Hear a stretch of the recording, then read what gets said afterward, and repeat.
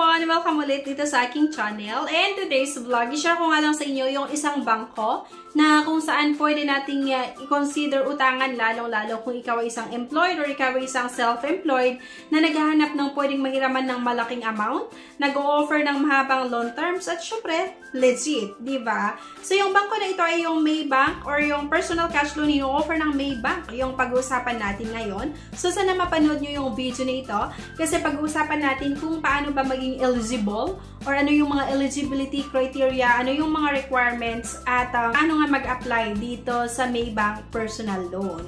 Pero bago ang lahat nga mga beshies, kung ngayon ka nga lang dito sa aking channel, meron nga po akong pag-good news kasi sa bawat videos na ina-upload po natin, ako ay nagpapag-giveaways hanggang 10,000 pesos. Maaring magbigay po ako ng 1,000, ng 500, 200, or 100 pesos. Ang kailangan nyo lang gawin, i-comment nga kung ano yung napanood mo related sa video na ito. Ako nga po ay mamimili via YouTube comment picker kung sino yung ating mabibigyan sa ating pa-cash giveaways. If declined sa bank and other loan apps, pwede niyong subukan yung ibang options. See the links sa description at sa comment section below. Click the link and apply. Disclaimer, try or apply at your own risk. Maybank personal loan nga mga beshes yung i-share ko sa inyo na kung saan pwede tayong umutang hanggang 1 million. So akalain mo yun mga beshes, napakalaki yung pwede nating mahiram dito sa Maybank personal loan kasi hanggang 1 million yung pwedeng mahiram at mahaba din yung loan terms kasi hanggang 36 months. At dito nga, merong competitive interest rate din per month, one of the lowest in the market. So, itong Maybank mga beshi sa isa sa mga nag-o-offer ng personal loan na may pinakamababang interest din or napaka-competitive yung interest rate niya. Paano nga ba maging eligible dito sa Maybank? Para nga syempre tayo ay uutang dito. So, dapat po Filipino citizen or you should be a Filipino citizen, at least 23 years old, but not older than 65 years old when your loan matures. So, nasa bracket lang ng 23 to 65 years yung edad. Your home and business address should be given within any of the bank service region. You should have the following active contact numbers, yung landline or home landline, office or business landline, at syempre dapat meron din tayong mobile number. Kapag locally employed, you should be with your current employer for 2 years, work tenure, and earning a minimum salary of 25,000 pesos.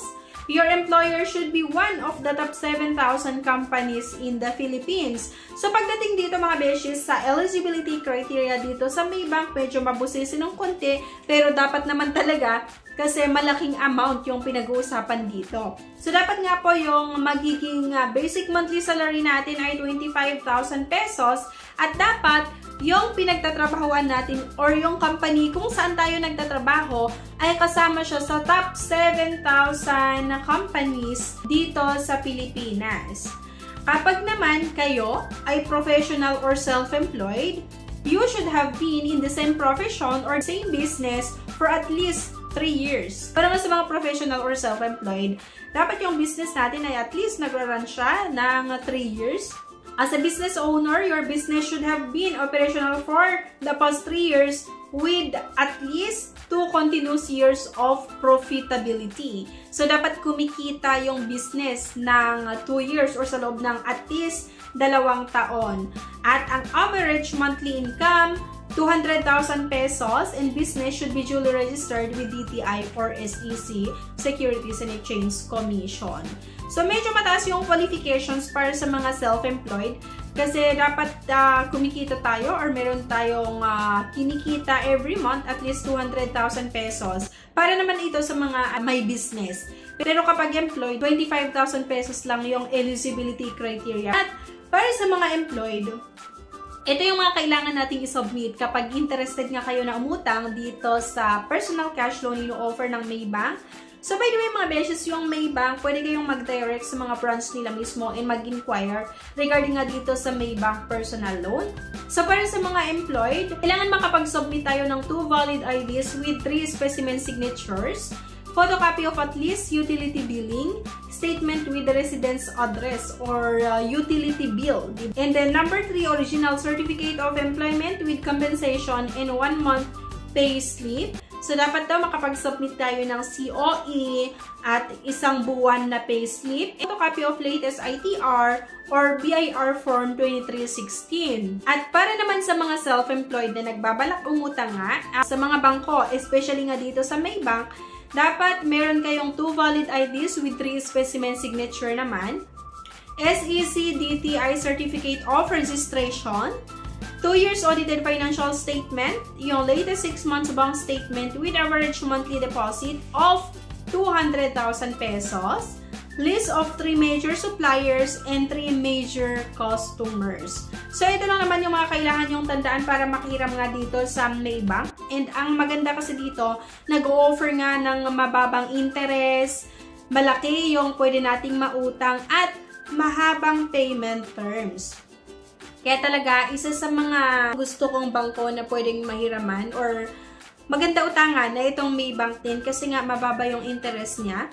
At yun nga malaki yung pwedeng mautang hanggang 1 million. Lalong-lalo kung para sa pag-start ng business or for business expansion, yung reason para uutang ka, di pwede nating i-consider personal cash loan ino-offer ng Maybank. So, yun lang mga beshies. Konting tips lang. Kapag uutang kayo sa mga bangko, hindi lang naman sa Maybank, make sure na dun sa application form mga beshies ay masagutan nyo lahat. At ina-advise ko sa mga nagtatry na umutang sa mga bangko na dun sa application form, kapag walang nakalagay na best time to call, maglagay ka dun sa pinaka-top ng application form, mag-note ka na lang doon ng best time to call. Tapos ilalagay mo kung ano yung oras na tatawagan ka ng bangko or ng representative ng bangko na utangan mo. Alam niyo kung bakit napakahalaga itong best time to call? Kasi minsan, ito yung nagiging reason kung bakit tumatagal yung pag-process ni bank ng inyong loan application. Kasi minsan, tawag sila ng tawag sa inyo tapos hindi niya sinasagot. Halimbawa, sa isang araw kasi halos o karamihan sa mga bangko, 3 beses sila tatawag sa isang araw. At kapag hindi ka sumagot, i-disregard nila or bali sasantabi nila yung application form mo, then mag-proceed sila doon sa next na nakapila na form. So, di ba, tumatagal yung pag-process. So, halimbawa ngayong araw, tinawagan ka sa ganitong oras, 9 a.m. or 1 p.m., tinawagan ka or 3 p.m., wala pa rin sumasagot sa'yo, di next day ka na naman tatawagan. So, kung next day ulit, tatawagan ka same time or tatawagan ka ulit, tas wala pa rin sumasagot or hindi ka pa rin talaga sumasagot sa tawag, di abay, isasantabi ulit nila yung application form mo and then sa susunod na araw ulit yung pag-process nila ng inyong loan application. Bali ang mangyayari, tumatagal yung process kasi nga mahirap kayong matawagan. Kaya nga in-advise ko sa mga umuutang sa bangko, hindi lang naman kay Maybank, kung walang nakalagay sa application form na best time to call, maglagay kayo ng note sa taas na best time to call, halimbawa 12 p.m. to 1 p.m. lang or 10 a.m. to 11 a.m. lang yung best time to call.